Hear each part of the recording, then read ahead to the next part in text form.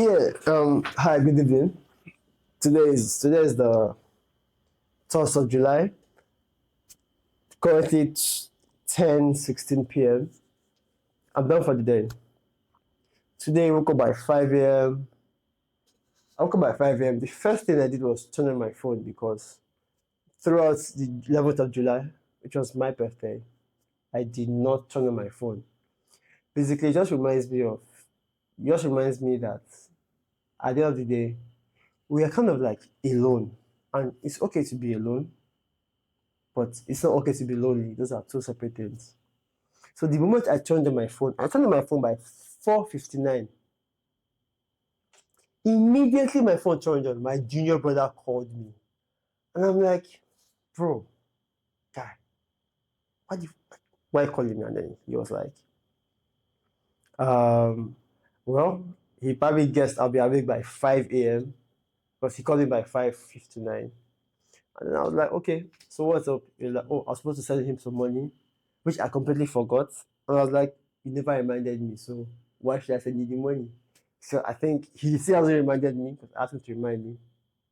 I think he ran out of luck because I may have spent the money on swimming. Oh, I went, okay, that's by the way. Swimming, I paid coke, I paid my assistant. And today I have to let my assistant go because I just felt like he has a lot of issues that he's dealing with, and those issues are seriously affecting me because I'll say he's getting better at his job, but the inconsistency and the whole and him not catching up is really really irritating. I mean, yeah, so in Africa we respect culture very well. So once in a while he comes to tell me that his mom or his grandmom needs him somewhere, and fine, I understand. Despite the fact that I'm paying for your time. But I said, go ahead, don't worry. Respect grandma, respect your mom. But at some point, it began to feel like he could just use them for any excuse.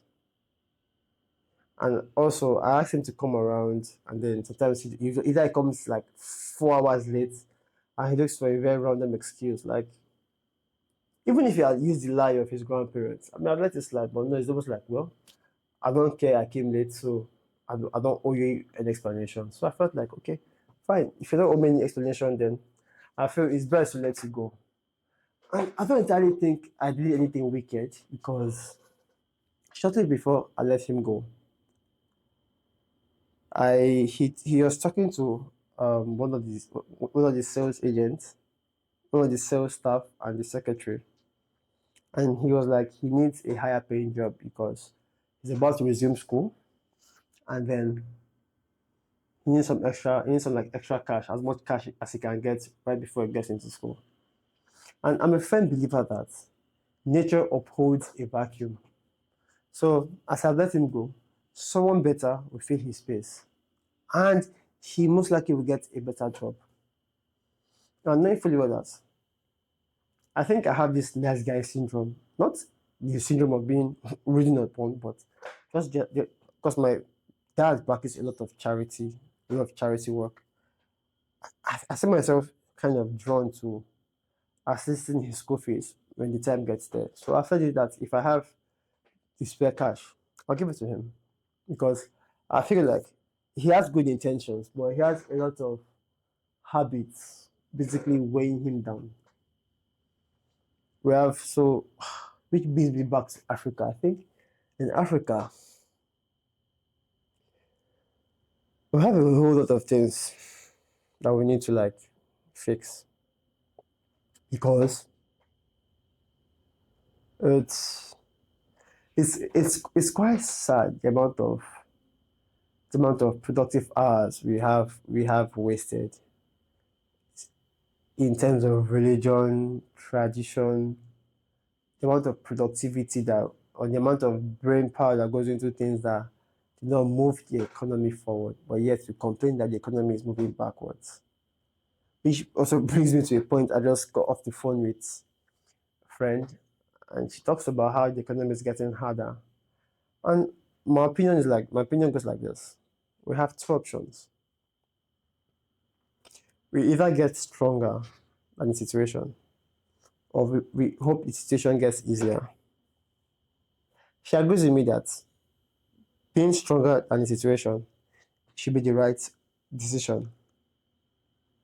But he says we need to like calm down, that we need to take things easier. And I'm like, no, I think everybody will wish things were easier rather than they get tougher. But I live in Nigeria. I don't see things getting easier anytime soon. But what I see is opportunities springing up here and there because there's this man who I think is very well connected, whose connection I need because apparently I discovered that his cousin, who my co-founder has been trying to meet, rather I met sorry, his cousin is very popular, very influential, very smart. At the same time, my co-founder has been trying to tell us to pitch to his cousin, and then this particular guy is somebody who I met recent times through a friend of mine, and we've been communicating. So at some point, it felt like I was disturbing him. But this evening, he hit me up and said, "Let's meet on Monday. That we may have something interesting that we can work on together." I believe him. He's well connected. He could bring very, very good projects. I mean, projects that are very interesting. And then so I'm able to see what he has to offer because I mean these are the guys who play in the big leagues. And Nigeria is a country that people is when you step into certain situations, your life can change drastically. Drastically. That's so people do not really understand that. They try to compare the Nigerian economy to the US economy. It's not really that way. It's different rules. So on the other hand, I don't get myself involved in any shady deals. I'm a firm believer on providing value. So that's and I feel like he's along those lines too because we have spoken some or bounced back some ideas. I have tried to pitch some ideas to him. He has bought into a couple of them. So well, he called me and asked for a meeting on Monday. He even offered to want to come and meet me. I said, "Nah, calm down. You're the one with the resources here. You have the power. Let me come and meet you." Oh, at the same time, the truck is available. And the funny part about this is his cousin made a tweet one day and talks about how this guy could judge you based on your appearance. That is, and then I'm happy that the car is currently available. Of course, in Nigeria, trust me, the way you appear to a meeting tells a lot about you. I mean, I may not show up in a suit, but I need to show up in something that's decent, which is the car I'm going to pull up in. It's a pretty decent Tacoma. We're meeting in Victoria Island, so I just feel like this meeting is going to be productive. For him to call me means that he probably has seen situations that could be mutually beneficial. So on my startup, I had like very scattered focus because I was preparing to have a meeting with the sales team based on the ideas I had while I was relaxing yesterday. At the same time, I was working on the IVR system. For those who don't know, an IVR system is interactive voice respondent or something. I really don't know the full meaning, but it was nice working on that IVR. And then as we speak to this very moment, I contacted someone who I tested my idea to reach out to a certain group of kind of business. And on the first outreach, he's asking for a demo already. Like, that quick, asking for a demo already. And it completely blew my mind. I felt like this idea of making power moves is all coming together. Because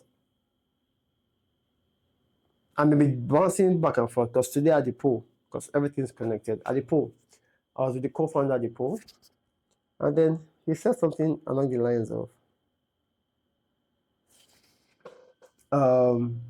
him seeing where T'Challa is going and everything. And then I introduced him to the idea of power moves that your competitors can make 10 moves ahead of you. One power move could put you 100 steps ahead of them. I mean, you really can't rely on power moves, but power moves are things that completely blow the competition out of proportion. It make you win. So we have some power moves we want to make, and another thing I think I'm grateful for is the fact that we let our competition do what they want to do. Because you can't make power moves when you are going bands for bands in the competition. You can't. So we're focusing on making good power moves, and then what hoping not hoping and knowing that they will pay good dividends in the future is exactly what I think we're currently working on right now. So power moves is something that I'm betting on. Back to the startup. So on the IVR, I kind of like took a good amount of work today, and I'm kind of like grateful that I am productive while I am taking breaks, because it's not about how much time you spend on your work. It's about how much results you get out of the work you created, regardless of the work you're doing. So this idea of grinding 12 hours a day, working out for 10, it's really not what it is. I mean, because I've noticed that whenever I'm done working, I have to keep doing a lot of deep inhales and exhales because I'll be exhausted, stressed. Sometimes I start work by 7 p.m. I'm done by 10 p.m. That's about 15 hours of work. But I'll be left with stress. The sleep will be shitty. I'll be dragging through the entire day. Um, but these days where I'm beginning to force myself to take breaks, it's pretty different. It's much more interesting. So hopefully I'll guide people on how to find the right balance between productivity, as it's actually doing the work, and also resting.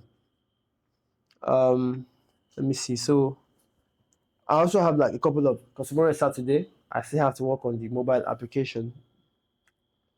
I have some work over there to get done, which I think would really, really, really, really, really help. So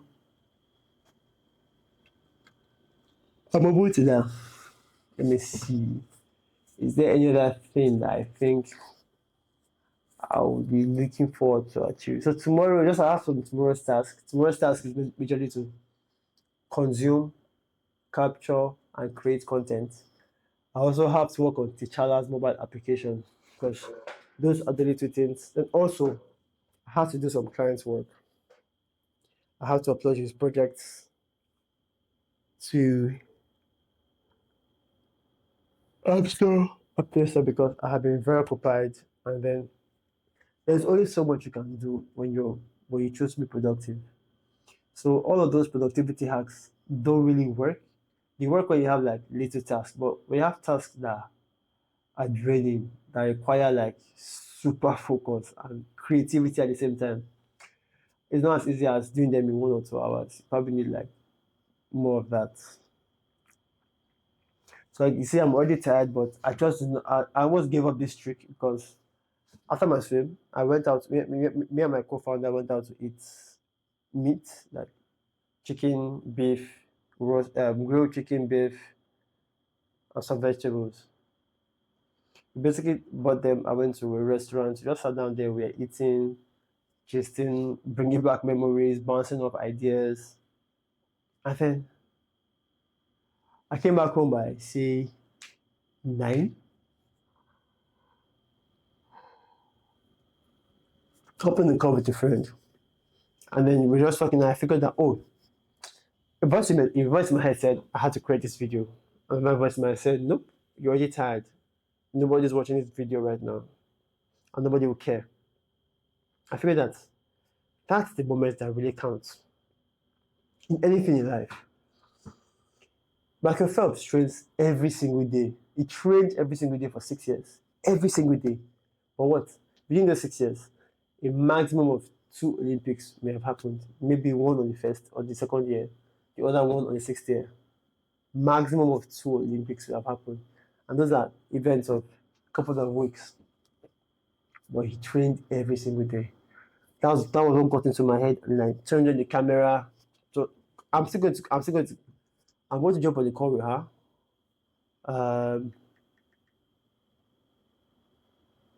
Yeah, because I feel like we're basically having like healthy conversations. So tomorrow I'm expecting a friend coming over, female friend. Uh, she's very attractive. Like she's very very attractive, and she does this, and then